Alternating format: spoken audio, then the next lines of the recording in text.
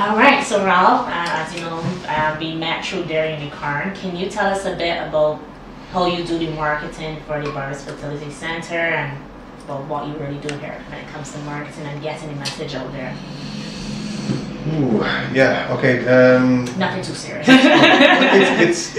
It's different, to be honest. It's different. I mean, I've been here I designed the logo originally 18 years ago, but I've been here full time 3 years. And like they have 18 years worth of patient surveys and feedback referrals, all these different things, and no one had ever actually looked at it.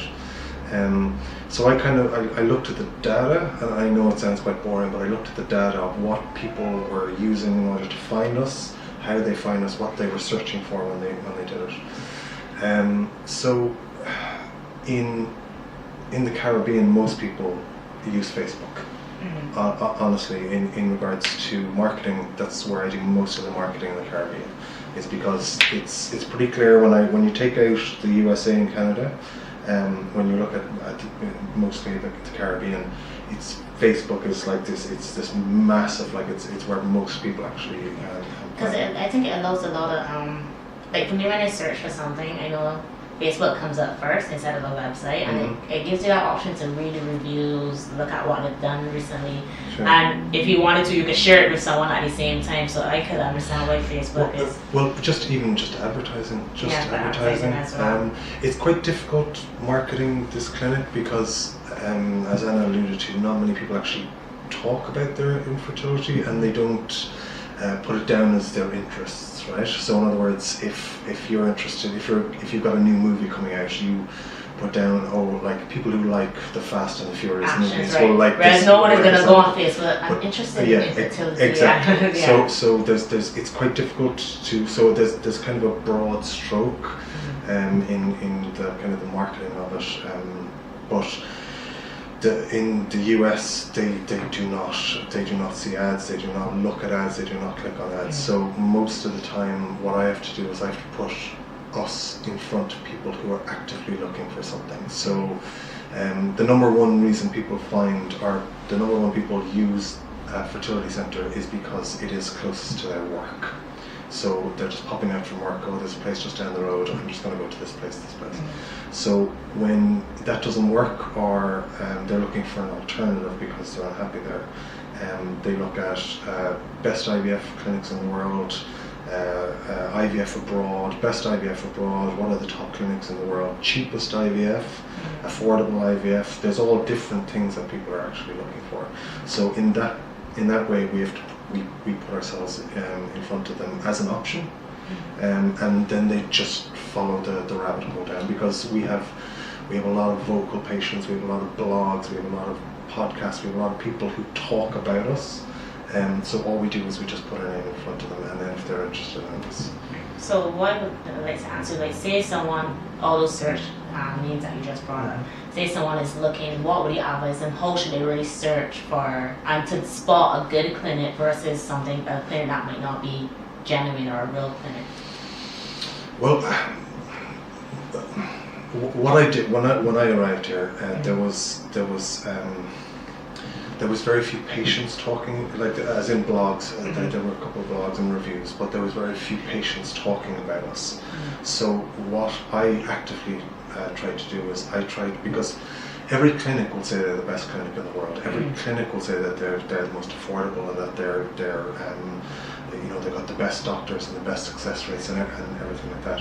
But if you have a patient who sits down and talks and says, this is my experience by coming here, people actively connect to it, because they're like, oh, this is somebody who is. So when I sit down with somebody in a situation like this with lights and a camera and stuff like that, I have 4 questions, which is, tell me about ye guys. So are you? So they then tell me a story, something individual. Then and they always want to go and talk to about their fertility journey. They always want to straight away, hi, well, we met in 2012. We've been trying since 2014. And I'm like, no, tell me about you. I mean, where you met, or you got married, something like that, because you want something that you'll see them then immediately as a human. Because I think they've spent so long on that journey, it's almost like that's who they are. So you don't have to separate them from the journey to who are you, not the journey that you're yes, on. they go straight into there, and we've been trying since, and you're like, like, because, and that's what Anna alluded to it earlier, where they're like, look, we'll take care of this, you just take care. And a lot of people have the attitude that this is like the last holiday they'll have, just the two of them. Yeah, or a lot of people go on a baby moon just before they before they give birth. Yeah. But this is a preconception moon, and like a lot of people treat it like that, and it's just this thing that we've seen. Okay. So my last thing is, what would you advise anyone who going through the process of looking to notice when they're selecting a place, or when they're thinking about coming here to Barbados? I would definitely talk to other people who've done it. Mm-hmm. That is the number one thing. Like literally most websites, most press releases, most things are written by a professional person who's writing something. Mm-hmm. I would. So reviews, basically. Genuine reviews, not writer reviews, user reviews. Yes, definitely user reviews, but they can also be slightly manipulated by the company getting like 5 of their friends to things. So you need to look at the history of the reviews. If there's like a lot of reviews in a short period of time, unfortunately, what I would say is that if a clinic puts up something, some sort of a picture or something like that, and somebody underneath says, I went to them and they were brilliant, reach out to that person and go, well, why were they brilliant? Okay. It happens a lot when we do it. They're like, oh my god, and this is our our twins are from here or something like that. Reach out to that person and go, well, what was your experience like that? And if you go to a place, if you're thinking of 2, 3 places, because obviously there's a couple in Europe, there's Mexico, there's different places that are available for people who are thinking of IVF abroad. Reach out to people, because you'll see them. They'll either say that they had a great experience or they didn't have a great experience underneath any of their posts, and reach out to those people and ask them why. And that's the best way that I would if that was me, that's what I would do. Well, thank you very much, Rob. I appreciate it. We're now going to have our tour. Okay, yeah, let's do it. Yes.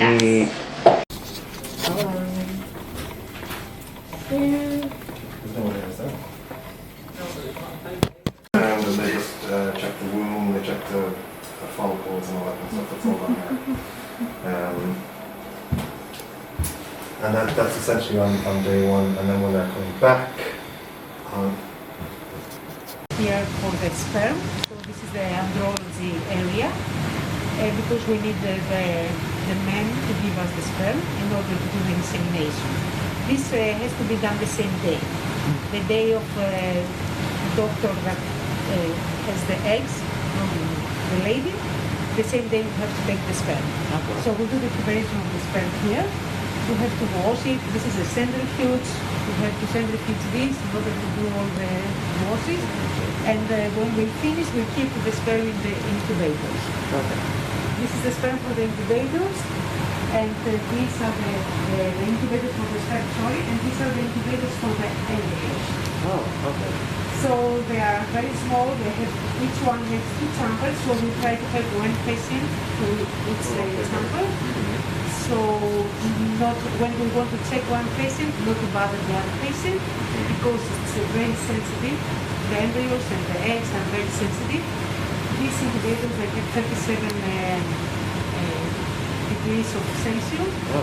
It's similar to our body. They have they use a gas pump to the incubator, so they can have the right pH, which is similar to the pH that we have in our body. So we have all the embryos have to be kept here for all the days, and we try to just to check them for some seconds. So the day that we have the eggs and the sperm, we do the insemination, and we call this day 0. It's the day that we do the insemination. The next day is day 1. It's the day that we check them if they are fertilized. And then it goes day 2, that is the first division, day 3, and we keep the embryos here until day 5 or day 6, where they are like bladders. I will show you in a video. And at that time, we